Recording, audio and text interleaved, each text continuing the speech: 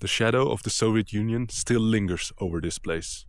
But the world has changed, and so has Armenia. So unless you are Armenian, it will surprise you. It's not only mountains and churches. Let's see the rest of the country. But first, this crazy observatory. And I need to make sure I don't fall. Especially not towards the inside. It's 54 meters right across the control room for the radio telescope. Whoa, look at that. Also with the times in Moscow, in Yerevan, in Moscow, all to start. Not spooky at all. I read that they built it in 75 and in 85 it was finished. And it's a radio telescope to read the stars basically.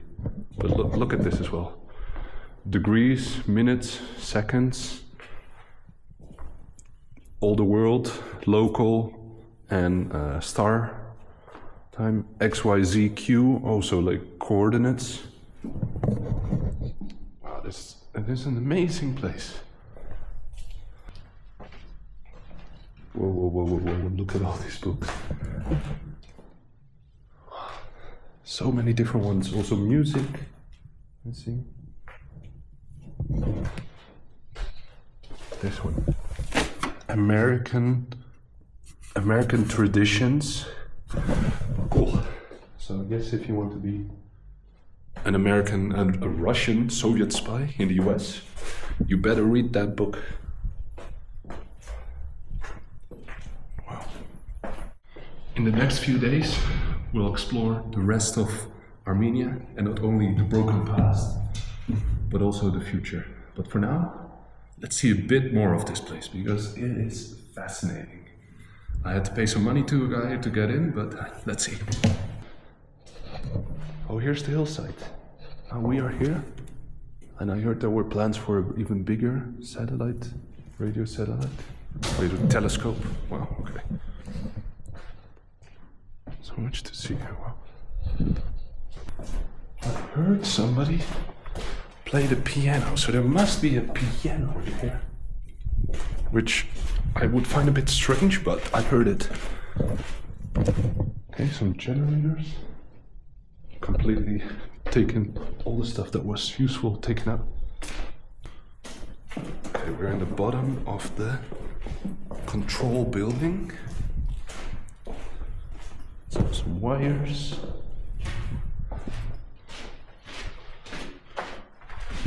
Some granite and some really weird art. Okay.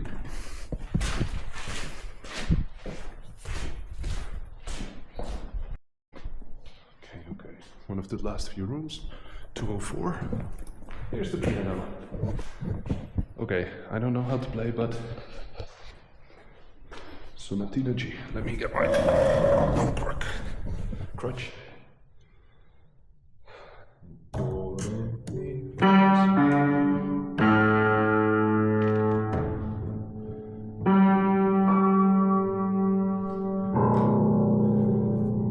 Dark, very dark.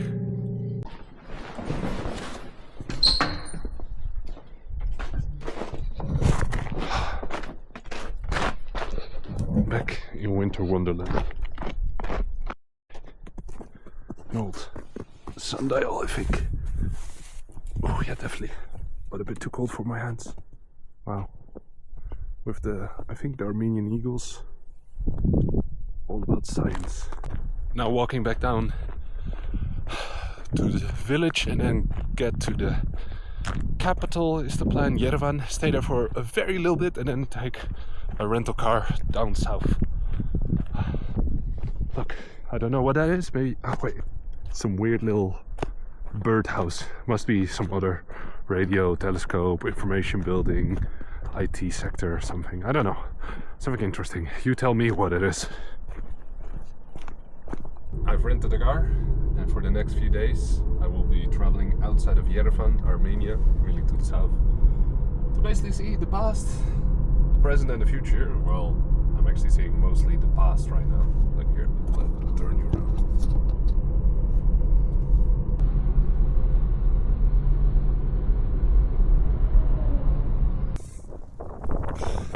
I don't know if you can see very well what I'm seeing. Boy, it's cold. Holy shit. I don't know what that is, but this sign is quite interesting. One sec. Is that this one? Well, that one I don't know. Mars, but whew.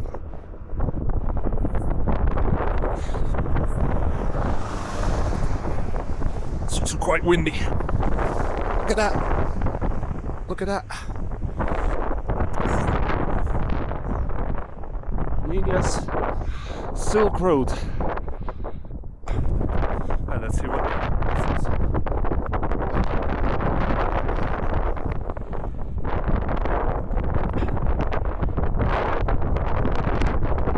Oh man, it's so cold. I had to warm up inside for a second.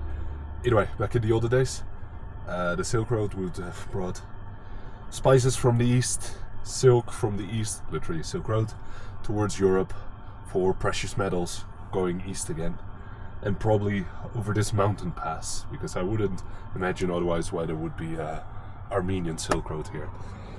What these two obelisks mean, not a clue. But yeah, let's continue.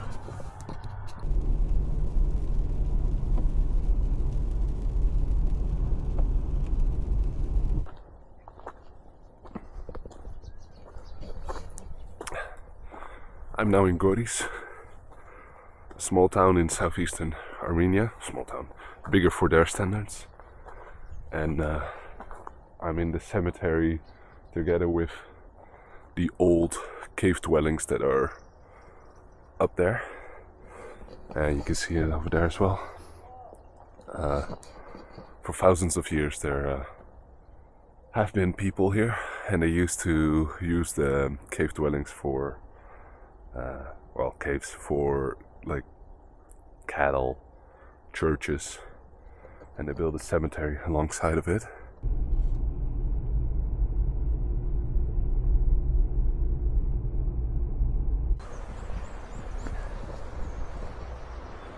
I wanted to stop here for a second because I think these buildings are a bit renovated though, but they're still something very important in the former, or important, they're still a very big memory of the Soviet past of these countries, especially of Armenia as well.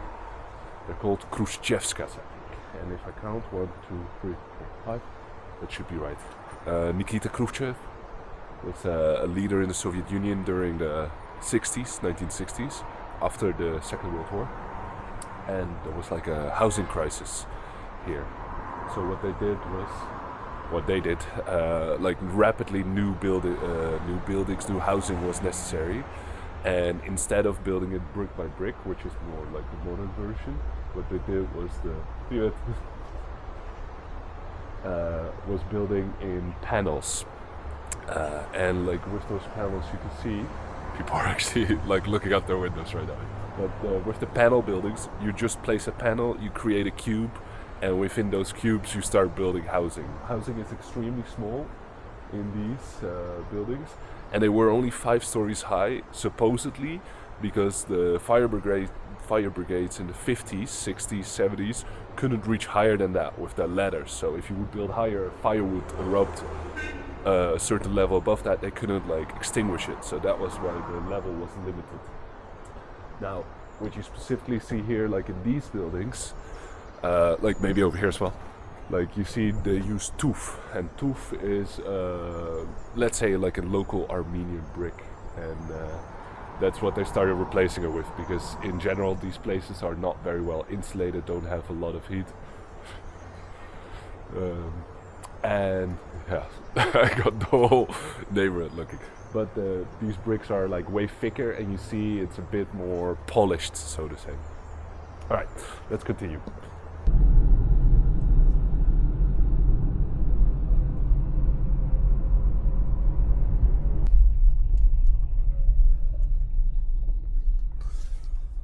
Mountains are a beautiful place to live.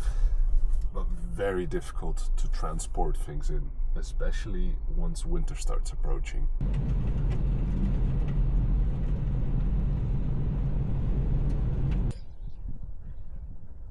That's a good view. I'm driving from northern Armenia to the Iranian border, because it's one of the few borders that's like truly open to Armenia for trade. You see a lot of trucks going northwards, and there aren't that many roads.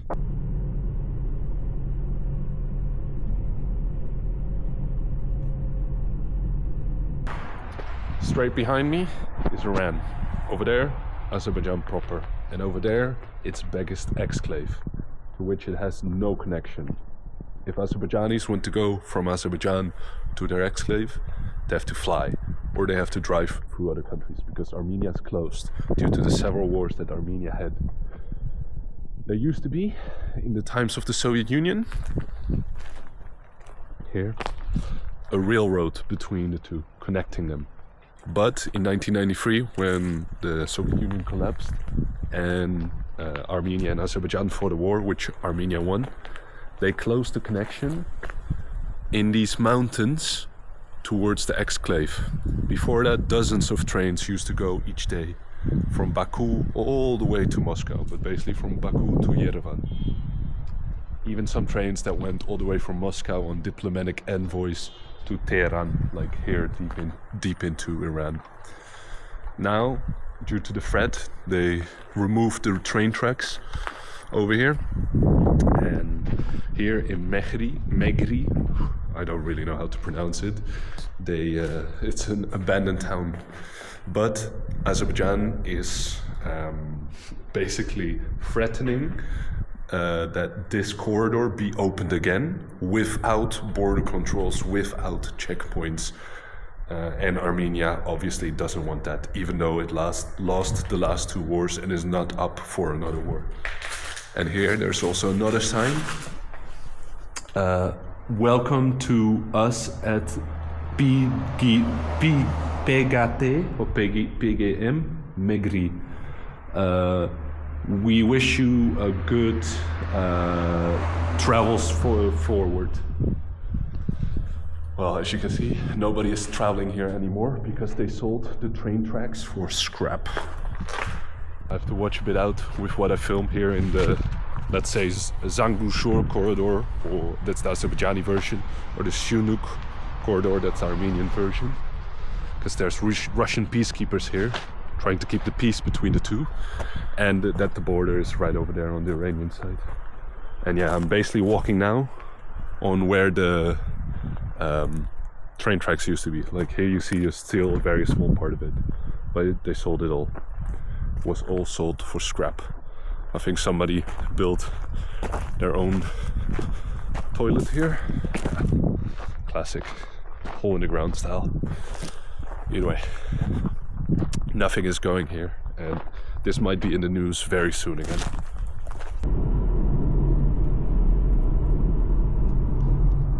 Well, yeah, it really feels like I'm driving in Iran now, constantly with the border to my side and the dry mountains as I'm in the valley as well.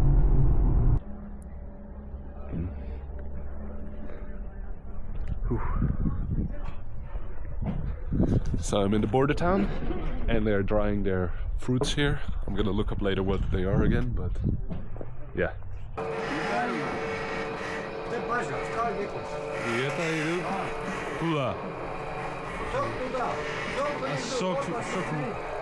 Вон там. Хорошо. Очень много у вас из этой фрукты. Чи, попьем. Гранатный сок. Гранатный сок, да, отлично. А вы все из Агарак? Не, Мегринский. Негринский. Okay. Они из Мегри, мы из Агара. И который лучше? Одинаково. It has gotten a bit warmer now in Agarak, or it might be the pomegranate drink. I also looked up the name of the thing that was drying. It's basically dried fruits. What was it called? It is called chir. and it's all types of fruits that they dry for quite a while, and then they sell it like on the local markets. Here you see the old tunnels through which the train tracks were going back in the 90s. Right now, we're on the border, and on the right is Iran.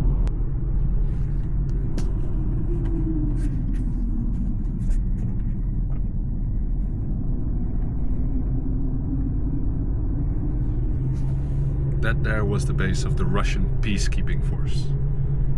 You don't often hear those words together in the West, but they do exist. So big, with a nestled city somewhere far down below there, and also those dozers and huge trucks. There's no mountain anymore here, like they're basically digging it all up.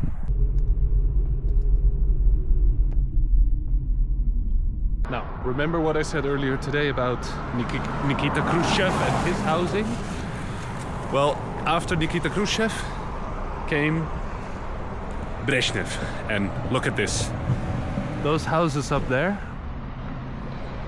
with the multiple stories, that's typical of Brezhnev. They started getting higher and higher because the technological advances made it possible. So the thing about the fire department not being able to reach it is no longer true. And they started to increase the size of the houses as well because it wasn't so acute anymore. And they, instead of like the panels, they started building with like the doors. Привет. Что хорошо? Я сделаю маленький документаль об... Вот это из Брежнев, это время, нет?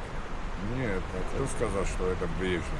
Это было времени Нет, никакой Брежнева поменьше нет. был... Нет, Брежневский, Хрущев, Брежневский, это не так.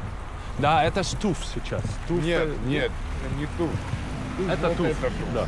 И вот это не Туф.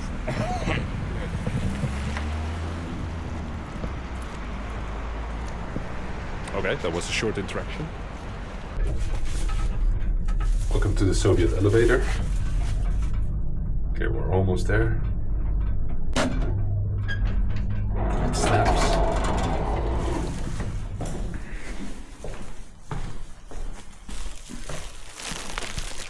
So, here, I'll show you what about 25 euros, 20 euros a night gets you.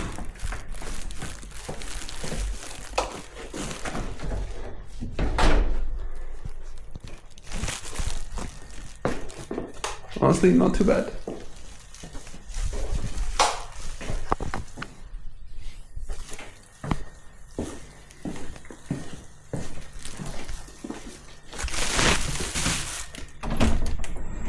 Even with a view.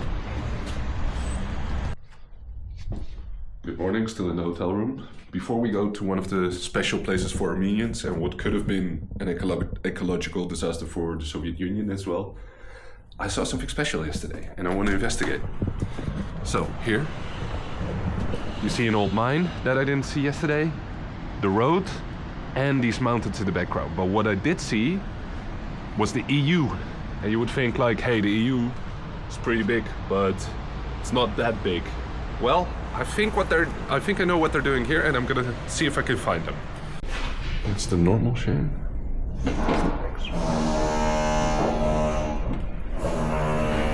I found them. I found the Europeans. They're here.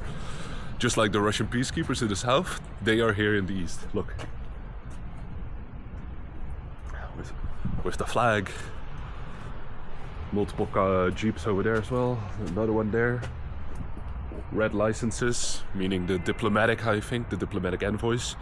But they're the European observers here, protecting the peace and the delimitation, the border between Armenia and Azerbaijan. So it won't start again, like the war. At least not like here on the eastern parts. All right.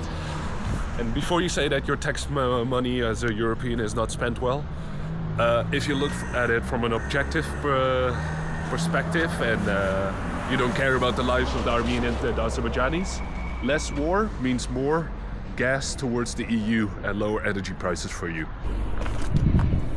Alrighty, that is shit. Fucking hell. Not good. Luckily, I stopped in front of a mechanic when my tire punctured, and he fixed it for about €2.50, $3, let's say. Also quite quickly, almost no talking.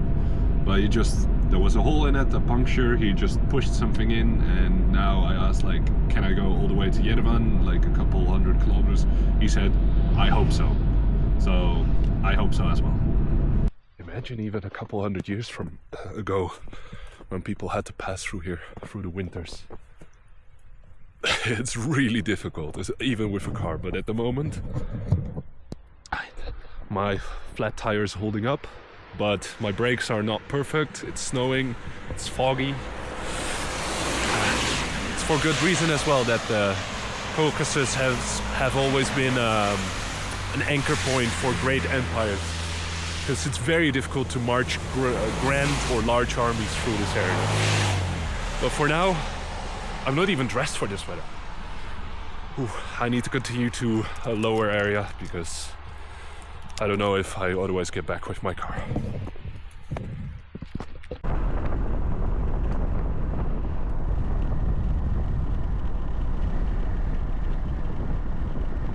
Все? Вот так. И потом чего? Потом вот здесь.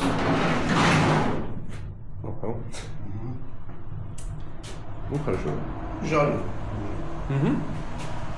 И это с карбон или с чем-то? Это для дыма. Это как турбо. И это для обед сегодня вечером? Да. Okay.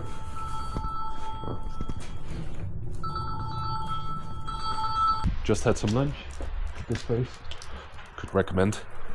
And he showed me how he's making the shashliks in his oven.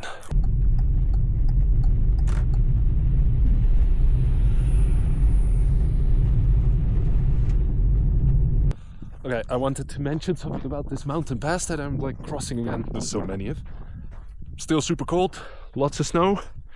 Over here, for instance, a bit of a problem. This is an old caravannery, so where people, it was built in the Middle Ages, and people would go like across these mountains, like over the Silk Road, and they would stay in here. It was apparently built in the 1300s. And was warm inside. You could go with your horses, with your animals, your livestock, your produce. And I wanted to get close, but I think like the horses back in the day maybe, but my Hyundai accent can definitely not go in there.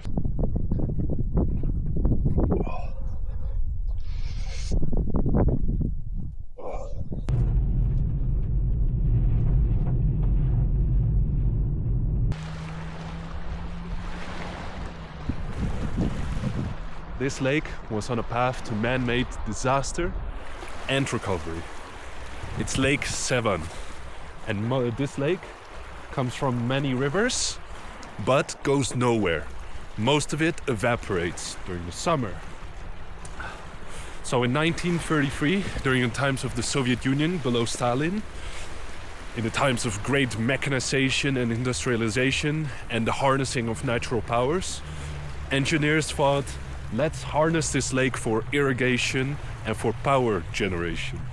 So what they thought of was, let's lower this huge lake, the size of some great cities in the world, by 50 meters of the roughly 90 meters that were there, to increase economic activity. They started doing it, they started building that in 1933, but by 1950 they started seeing a problem. It might not look like much, but in 1963 the Communist Party of Armenia, the Central Committee, decided to build this. It was finished in the beginning of the 80s to refill the lake, or at least not let it evaporate as quickly, and it wasn't going as quickly, so they decided to build another tunnel connecting this reservoir, and they started to reverse the effects of the decreasing amount of the lake. So another great engineering project to reverse a great disaster.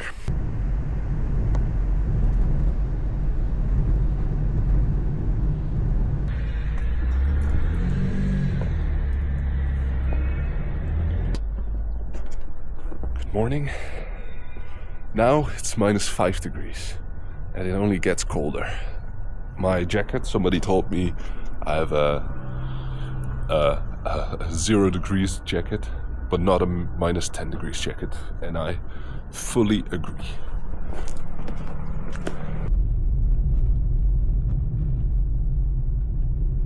Come on, little boy. Come. Hey! Very good. Oh, you're also so cold. Come on, let's go. Up.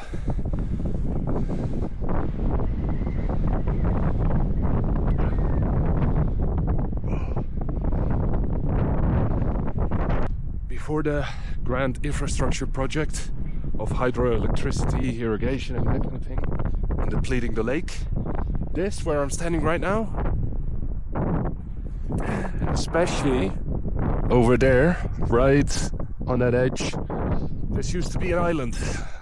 Same name as the lake, Sevan, so the island of Sevan. Now it's a peninsula, all due to the depletion of the level of the lake.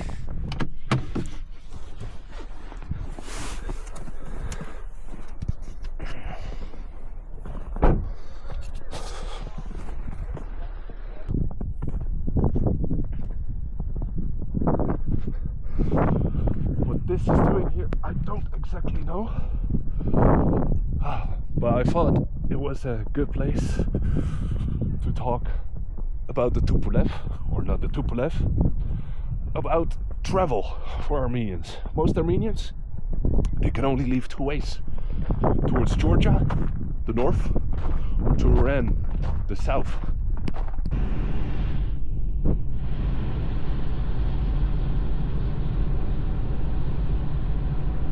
All those nice buildings that you see in the former Soviet Union, and then from the olden days, of course, they were called Stalinka. So we had the Kruschevska, we had the Breshevsky buildings, although this was not one of them. This is like the Court of Appeals, I think. But these type of buildings that look very nice and were actually living complexes were for the upper echelon in society. So think their judges, party officials, generals. So although officially the communist society didn't have any classes, there kind of were. It's the people that were in power or were the most loyal to the party, and they would receive. This one's renovated, and this is, I think, a ministry these days, but would receive the nicest apartments, and they wouldn't receive these boxes or panels that were built quickly out of the need for new housing, with the best intentions, of course. But yeah, it built certain classes.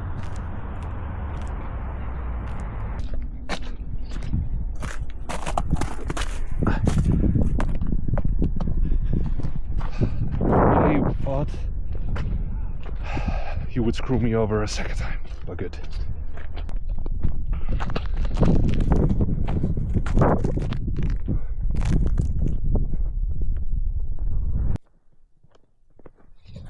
I just wasn't done with this place. Look at that.